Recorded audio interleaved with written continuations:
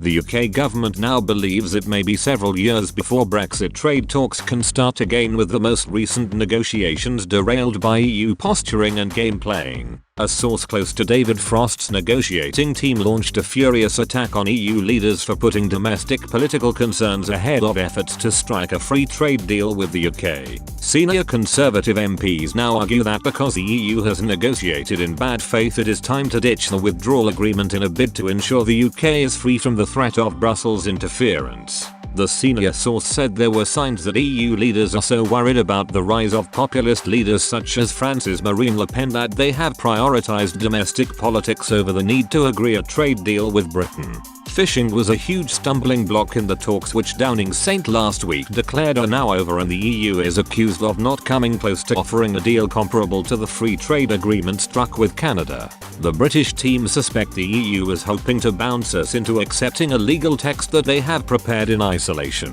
The EU, the source added, seemed to think they could run down the clock to force the UK to make concessions that would fundamentally undermine our legal and economic autonomy. If they did think that, they have made a major misjudgment about this government compared to its predecessors. The UK side feels the EU has taken us for a ride and not taken the process seriously. Boris Johnson will not sit down for further talks unless there is the true prospect of a breakthrough. The source said, the PM is focused on the COVID recovery effort and would not agree to join talks that waste time on process for the sake of it. The EU must fundamentally change course, or the UK will leave in Australian-style terms, under which we will thrive. The door is not completely shut on a final hour bid to nail down a deal, but Britain is clear what must happen for that to be possible. The source said, we couldn't continue with a negotiation that was more like performance art than real engagement. That is why we told EU chief negotiator Michel Barnier that there is no point in him coming to London this week unless there is a fundamental change of approach from the EU.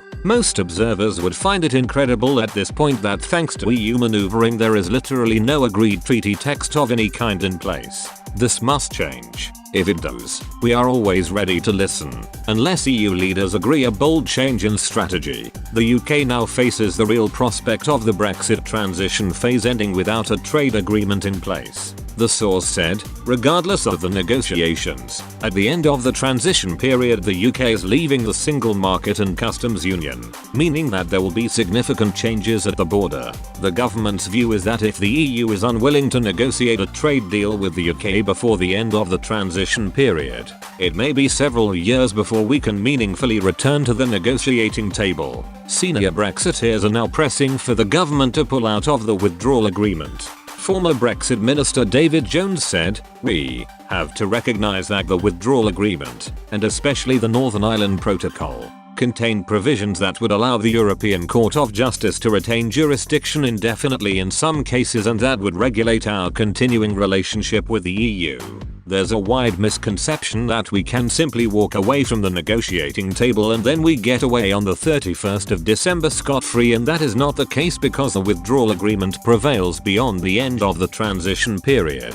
Arguing that the UK would be justified in ditching the agreement, he said, I think we've got good grounds to say that the EU itself has not performed its obligations under the withdrawal agreement. It says, the parties must use best endeavours and act in good faith to seek to secure a free trade agreement that is respectful of the United Kingdom's sovereignty and the integrity of the UK internal market. They've clearly not done that. I think it's coming to the point where we have to make it very clear to the European Union they have not observed their obligations, their legal obligations, under the withdrawal agreement, and that being the case the United Kingdom is perfectly entitled as a matter of law to take steps to protect its own national interest. Former Conservative leader Ian Duncan Smith said, there is no legal reason why we should be paying any money to the EU other than our budgetary contributions. It is now clearer than ever that the EU did not conduct these negotiations in good faith. The Prime Minister should tear up the withdrawal agreement and not hand over a penny more than we owe.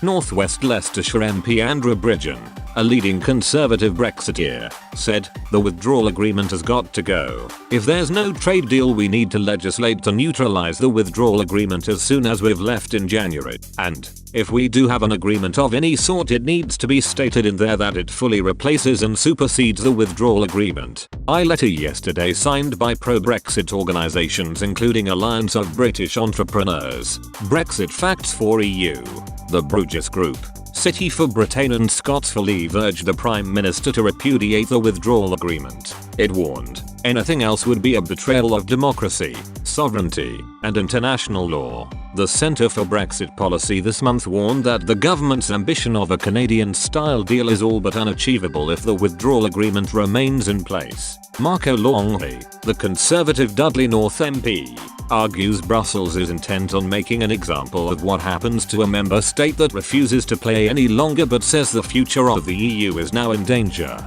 The MP, who grew up in Rome, argues that Euroscepticism may intensify in Italy. He said, "In Italy there is growing disapproval of the EU. In a recent survey, 42% of respondents said they would leave the EU, up from 26% in 2018. As Euroscepticism builds across Europe, nation-states such as Italy should not fear the prospect of opening to the global economy. Just as the UK has done, it should trust its comparative advantages and unleash them on the global markets rather than relying on a stagnant economic bloc, which is suffocating its very own economies, as well as holding back developing nations." Lee Anderson, the Conservative MP for the former Red Wall seat of Ashfield, fully supported pulling out of the talks and argues the UK should stop paying into EU schemes if a deal cannot be reached. He said, "We will not be bullied by the EU. We've been very reasonable. We've negotiated with the best interests of the UK at heart, and the EU have proved time and time again they have no intention of letting us go unless it is on their terms. And I say, walk away."